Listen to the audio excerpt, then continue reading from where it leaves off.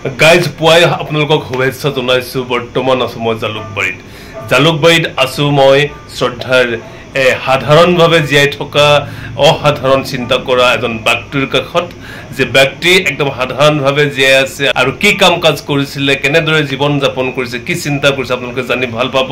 সাধাৰণ এজন পুৰুষ আৰু অসাধাৰণ চিন্তা চৰ্চাৰে জীৱন যাপন কৰা ব্যক্তিজন হৈছে ঘনকান্ত দত্ত, জালুকবাৰীৰ প্ৰাগজ্যোতিষ নগৰখনত। নমস্কাৰ দেউতা। নমস্কাৰ। ভালে আছে আপুনি? আছোঁ আৰু অলপ অসুখটো চলিয়ে আছে। হয়, এই বয়সৰ কথা আৰু। হয় হয় হয় হয় হয়। আপোনাৰ বয়স কিমান হৈছে এতিয়া? এতিয়া 84 চলি আছে। আচ্ছা আচ্ছা আচ্ছা আচ্ছা। এতিয়া আপুনি কি চিন্তা কৰি আছে, কি চৰ্চা কৰি আছে, কি আপুনি কৰি আছে এতিয়া? এতিয়া মোৰ অসুস্থতাৰ কাৰণে হয় বাহিৰলৈ ওলাব নোৱাৰো বৰ বেছি। হয় হয়। সেইকাৰণে ঘৰতে থাকিবলগীয়া হয়। আছোঁ আৰু ঘৰতনো এনেই থাকিব জানো পাৰি? কি লিখি আছে আপুনি? কিতাপকে বুলি লিখি আছোঁ আৰু। কি কিতাপ হ'ব এইবাৰ? এতিয়া লাষ্টত মই কৰিছোঁ কি, জীৱনত যিখিনি পালোঁ, হয় হয়, সৰুকালৰ পৰা হয়, সকলোৰে একোটা তেনেকুৱা সময় থাকেই। কাৰো জীৱন এনেই হেৰিয়াত পাৰ নহয়। সকলোৰে ঘাত প্ৰতিঘাত অনেক ধৰণৰ হেৰিয়াতে মানুহৰ জীৱন গৈ থাকে। কি লিখিছে, নামটো কি হ'ব? এখনত হাত দিছোঁ, নিৰৱধি। নিৰৱধি মানে নামটো? নিৰৱধি মানে গতানুগতিক চলি থকা নিৰৱধি। হয় হয় হয়। তাৰ আগতে কি কি লিখিছে আপুনি? তাৰ আগতে প্ৰায় মোৰ 12খনমান কিতাপেই হ'ল। কি কি মনত আছেনে? আছে আছে, কৈ যাওকচোন। প্ৰথমখন 1993 চনত মোৰ ফাৰ্মখনৰ 25 বছৰ হৈছিলে তেতিয়া, আৰ্ট এণ্ড চাইনৰ। এই 25 বছৰত মানে স্মৃতি গ্ৰন্থ। কি নাম? মই সেইখনৰ নাম দিলোঁ আৰ্ট এণ্ড চাইনেই নাম দিলোঁ। তাৰ পাছত শিল্পকলা, কলা দৰ্পণ। তাৰপিছত আকৌ মই চাবলগীয়া হ'ল, 14খন হ'ল নহয় এতিয়ালৈকে, 13খন হ'ল নহয়। কলা দৰ্পণখন হ'ল কি, অসম চৰকাৰৰ লাইব্ৰেৰী চায়েন্স, এইটো লাইব্ৰেৰী সঞ্চালক, তেওঁলোকে কিতাপখন ল'লে। মই লিখিলোঁ কণমানি হঁতলৈ কবিতা, কবিতা পুথি। তাৰপাছত নিৰৱধি লুইতৰ পায়। তাৰপিছত হাঁহি নামোজেদ আৰু ঢেক ঢেক, এইটো ফুচুৰি কিতাপ এখন। তাৰপাছত দুবৰি দুৰ্দশা। তাৰপাছত সেইখনো চৰকাৰ মানে লাইব্ৰেৰী সঞ্চালকে ল'লে। শেষ বিচাৰ হ'ব শিৱৰীত, এইখন নাটক। তাৰপিছত ফকৰা যোজনা আৰু নিৰৱধি বুলিবৰ এই দুখন হাতত আছে, প্ৰায় হৈছে। তাৰপিছত আপোনাক জানিলো আপুনি লিখি ভাল পায়, আৰু কি কি কৰিছিলে আপুনি? মই চাকৰি কথা নেকি? 1963 সোমাইছিলে চাকৰিত? চাকৰিত সোমাইছিলোৱে, চীনা যুদ্ধখনৰ পিছতে। এতিয়া মই আৰ্টৰ 3 বছৰীয়া কোৰ্চ পাছ কৰি লৈ দেৱেন্দ্ৰ নাথ বৰুৱা কলা ভৱনত তাত আৰ্টিষ্ট হিচাপত সোমালো। তাৰপাছত তাত মন নবহিল, বেয়া পালো। কাহিলী পাৰাত আহিলোঁ, চাকৰিটো তাত এৰি দিলে। গুৱাহাটীত থাকিলোঁ কেইমাহমান।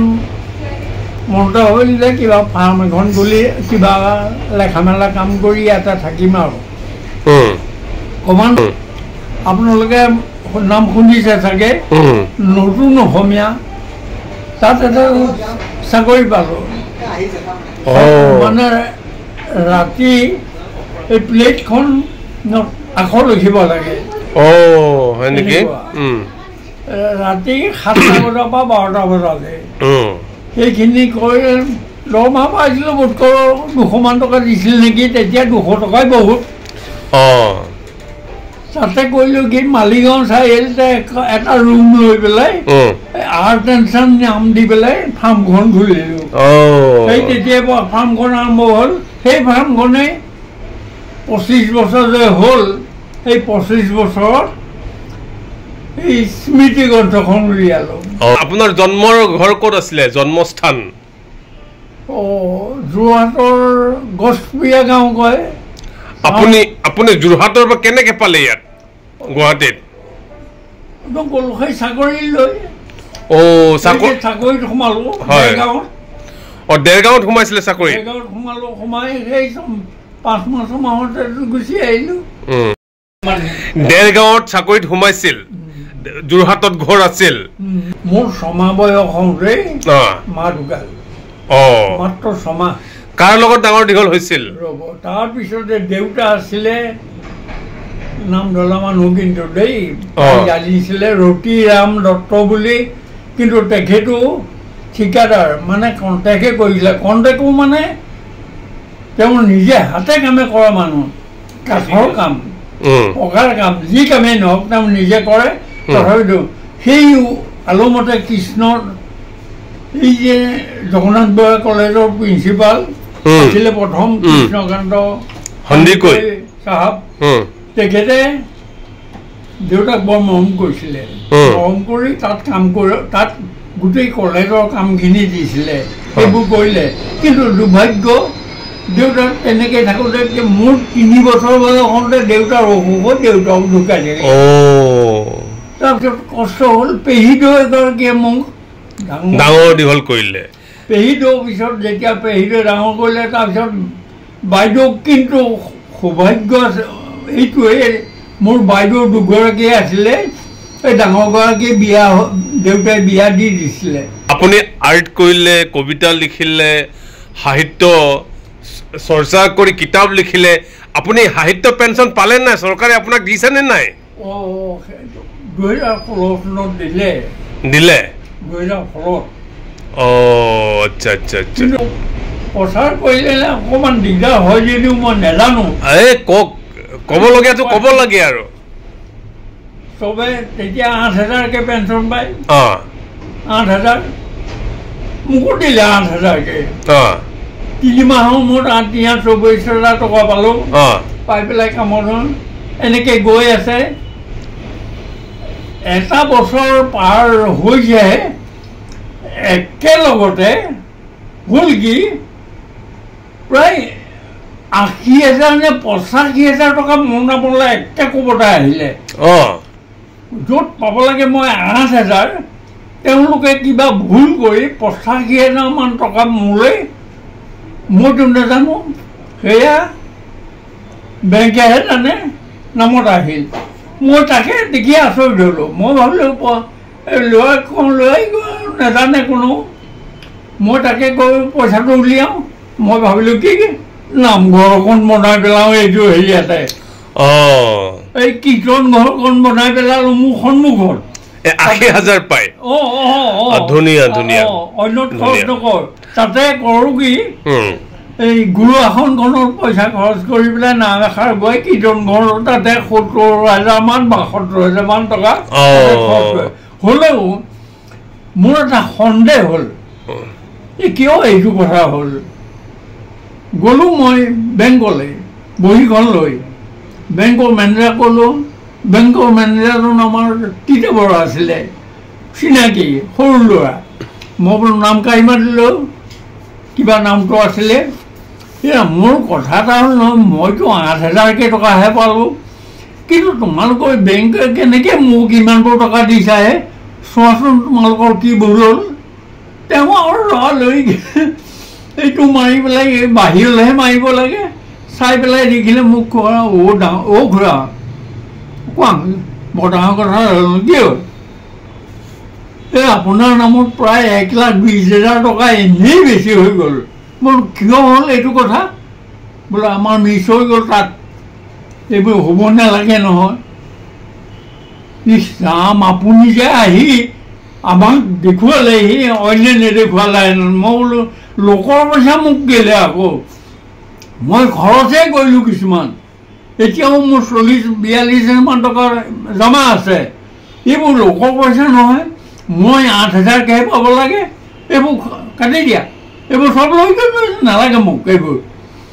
তেওঁলোকে ক'লে খুৰা কি কৰোঁ এতিয়া? মই কাটি দিয়া আৰু মোৰ বেংকত যিমান টকা আছে চব লৈ যোৱা আৰু কেনেকৈ কৈ মোৰ পোৱা পইচাৰ পৰা কাটি দিয়া। মই বোলো কিন্তু এটা কথা দেই, 2,000কৈহে মাহে কাটিব পাৰিবা, 6,000 টকা মোক লাগিব। মই অনাথ যুৱকক পইচা দিওঁ, যিবোৰ খাবলৈ নাপায়, বানপানীত হেৰি হৈ কিতাপ পত্ৰ ধ্বংস, সেই ল'ৰা ছোৱালীবোৰক মই সদায় পইচা দিওঁ। তেওঁলোকৰ কাৰণে মোক পইচা লাগে, কমেও 5,000। তেনেকৈ মই বহুতকেইটা অনুষ্ঠান আৰু হেৰিয়াত 5,000কৈ শিল্পী পেঞ্চনৰ পইচা দিলোঁ। আৰু আপোনালোকে যে একেলগে পইচাটো কাটি পেলালে মই ল'ৰা ছোৱালীবোৰক পইচা দিব নোৱাৰিম, অনেক ল'ৰা ছোৱালীক দিব লাগে। তেওঁ চিন্তা কৰি পেলাই 2,000কৈ টকা মাহেকত কাটি এই 1.5 বছৰমানৰ নে কিমান দিনৰ মূৰত টকাটো শেষ হোৱাৰ পিছত আকৌ পালোঁ লাভৰ অংশটো। শিল্পী পেঞ্চনৰ পইচাৰ আধা অংশ লৈ শিশুসকলক বিলাই দিলোঁ। ধুনীয়া ধুনীয়া। সুস্থ হৈ যে আপুনি আছে সেইটোৰ কাৰণে আছে, আপুনি যে দহক সহায় কৰিছে, বিৰাট বিৰাট ভাল পালোঁ। আৰু আপোনাৰ এতিয়া নাতি নোতা জোঁৱাই বোৱাৰী কিমানজন হৈছে? মই মোৰ আপোনালোকৰ আশীৰ্বাদত ভগৱানৰ কৃপাত 4টি ল'ৰা ছোৱালী, ছোৱালী 2জনী, ল'ৰা 2টা। তাহাঁতৰ ছোৱালীজনীক বিয়া দিয়া হ'ল, ল'ৰা 2টালৈও বিয়া পতা হ'ল, আৰু জোঁৱাই 2টি, বোৱাৰী 2জনী, মুঠ 17টি আপোনাৰ পৰিয়াল, নাতি নোতাই সৈতে আমাৰ পৰিয়াল। ধুনীয়া ধুনীয়া। আচ্ছা দেউতা, শেষৰ জীৱনটোত এতিয়া আপোনাৰ কি চিন্তা আছে? শেষত আৰু শেষত আৰম্ভ কৰি শেষত সামৰিব বিচাৰিছোঁ। আৰম্ভণিটোতো ক'লোৱেই, হয় হয়। শেষৰটো স্বাস্থ্যজনিত কাৰণতে মই ভাবোঁ আৰু নাথাকিম। এইটো মনৰ কথা আৰু জনা কথাও, কিছু জানো। সেইকাৰণে মই ভাবিলোঁ কি, এই যে কিছুমান দৰৱ মই পালোঁ। হয়, কেনেকৈ পালে আপুনি দৰৱ? কেনেকৈ পালোঁ সেইও এটা কথা। এবাৰ কৈ দিছোঁ আৰু মোৰ কেঞ্চাৰ হ'ল। কেঞ্চাৰটো কেনেকৈ হ'ল সেইটো ক'লে বহুত কাহিনী বাদ দিলোঁ, কিন্তু হ'ল কেঞ্চাৰ। ইয়াৰ পৰা আৰম্ভ কৰি বুকুলৈকে গোটেইটো গেলি গ'ল, ভিতৰ চাইডটো। উজান বজাৰৰ কেঞ্চাৰ ডক্তৰ গোস্বামী বুলিব এজন আছিলে, তেওঁক দেখুৱালোঁ। মোৰ দাদা এজনে লৈ গ'ল যে সতীশ কলিতা নামৰ পলাশবাৰী, মোক খুব ভাল পাইছিলে। তেওঁৰ চিনাকি কাৰণে তেওঁ লৈ গ'ল। তেওঁ লৈ গৈ পেলাই দেখুৱালে, তেওঁ চালে, চাই পেলাই মোক ক'লে যে সতীশ কলিতাক ক'লে তেওঁ টান আছে বচা, মানে গোটেইটো ভিতৰ ডিঙিৰ পৰা ইয়ালৈকে গেলি যোৱাৰ নিচিনা হ'ল। সেইকাৰণে মই বাৰু এইকেইটা টেবলেট দিলোঁ, আপুনি নিয়ক, খুৱাই দিয়ক, ক'ব নোৱাৰোঁ।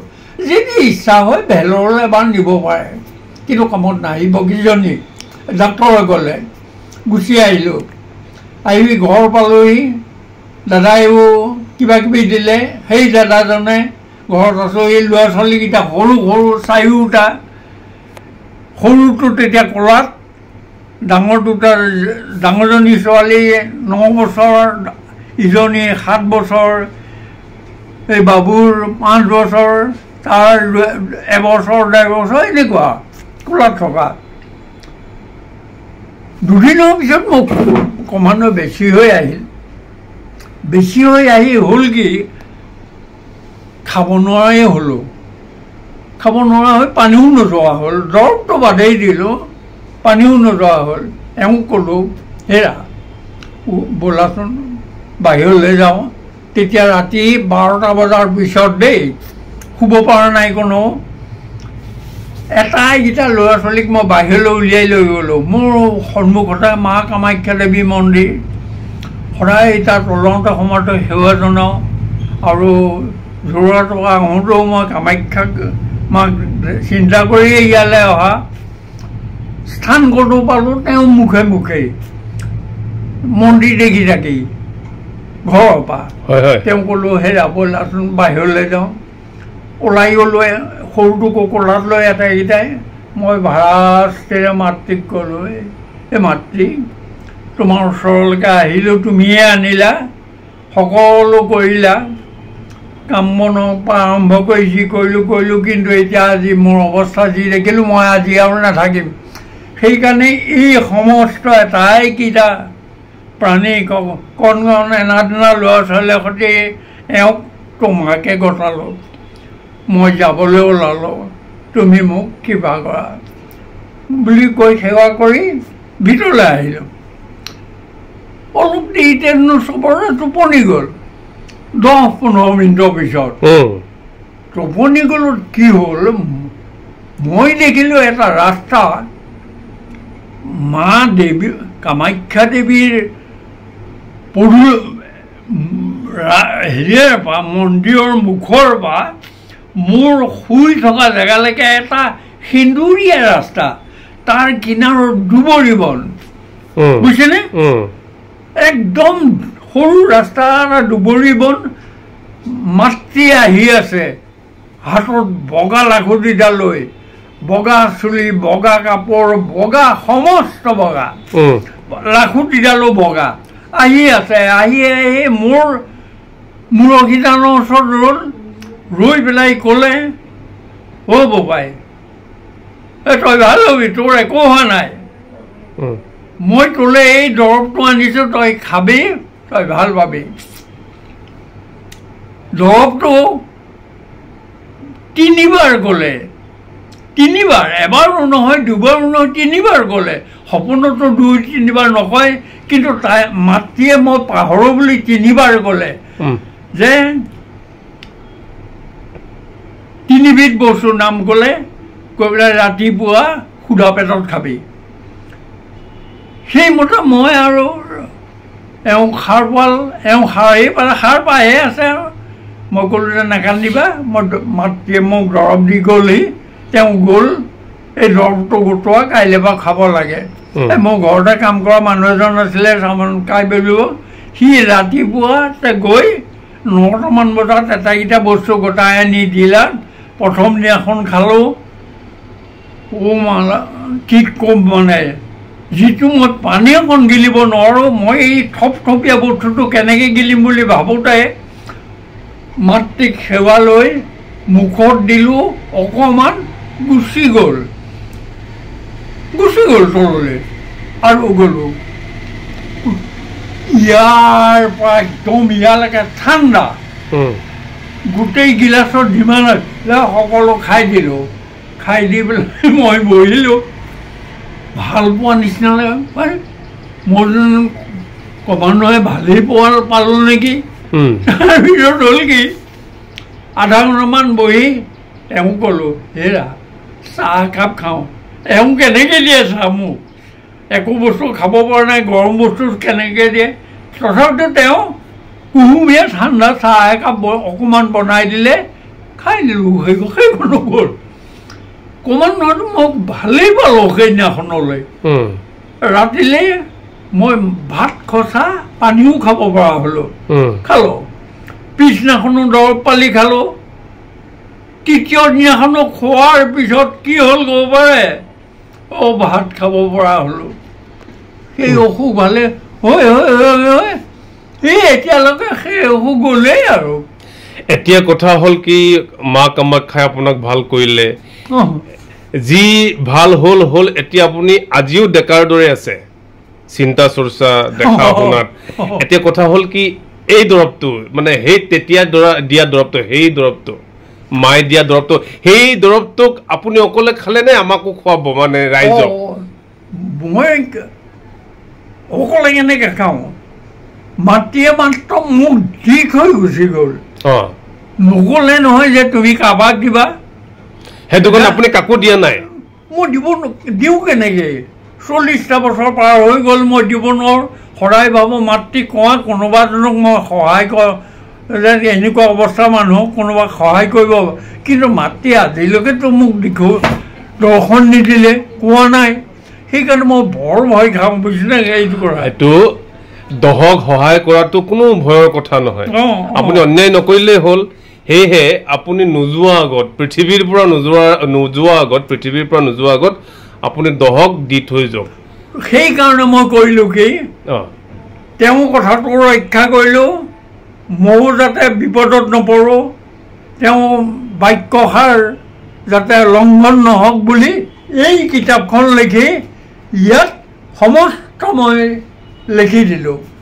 এইখনত নিৰৱধিত লিখি দিলোঁ।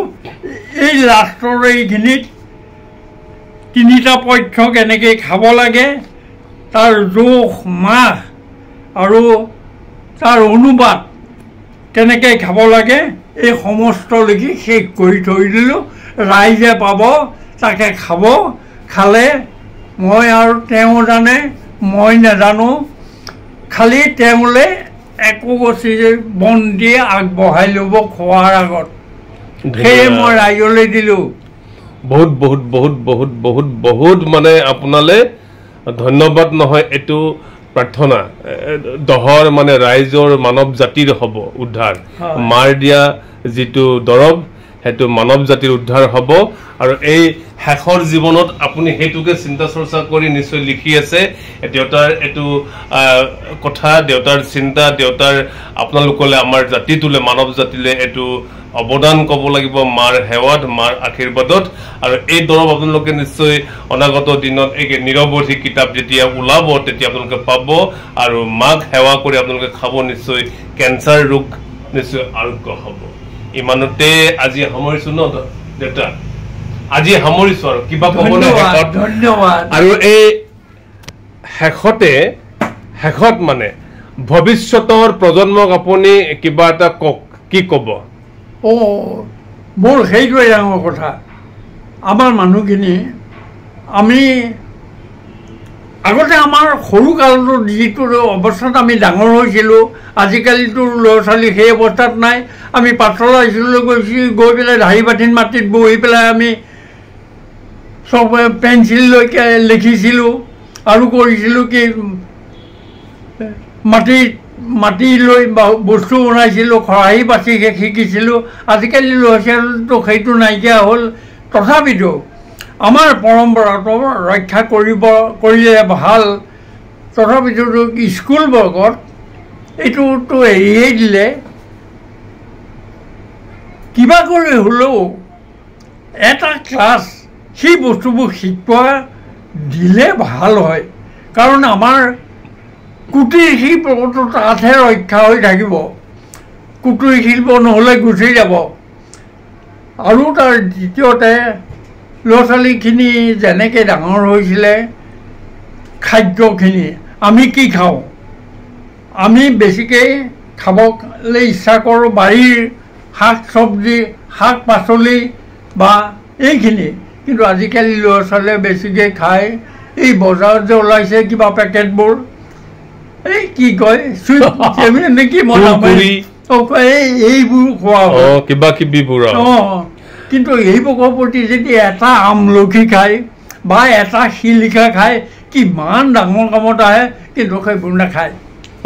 শিলিখাৰ পৰা যিমান উপকাৰ কৰে, আমলখিটোৱে যিমান কৰিব, এইবোৰকে কি কৰিব? এই কুৰকুৰি জাতীয় যিবোৰ পেকেজিং মানে বৰ্তমান সৰু ল'ৰা ছোৱালীয়ে খায়, এইবোৰ এৰিব লাগে। আৰু গছত মানে লগা, মানে গছে দিয়া, প্ৰকৃতিয়ে দিয়া গছ গছনিৰ ফল মূল খাব লাগে। আৰু কুটিৰ শিল্প তথা কৰ্ম সংস্কৃতিবোৰ জীয়াই ৰাখিব লাগে প্ৰজন্মই। আৰু এই প্ৰজন্মক জীয়াই ৰাখিবলৈ বিভিন্ন ধৰণৰ কিতাপ, আনুষ্ঠানিকভাৱে পাঠ্যপুথিবোৰ চিন্তা চৰ্চা কৰি চৰকাৰখনে প্ৰস্তুতি কৰিব লাগে। আৰু মানৱ সেৱা আগবঢ়াব লাগে, আপোনাৰ চিন্তা। এই ঘন দত্ত দেউতাৰ চিন্তা। আৰু আপোনালোকে নিশ্চয় অনাগত দিনত নিৰৱধি কিতাপখন লৈ আপোনালোকে কেঞ্চাৰ ধৰণৰ এই ৰোগৰ পৰা আৰোগ্য পাব, সেয়া দৃঢ় বিশ্বাস। যিহেতু দেউতা এতিয়াও জীয়াই আছে মা কামাখ্যাৰ আশীৰ্বাদত। আজিলৈ সামৰিছোঁ। ধন্যবাদ।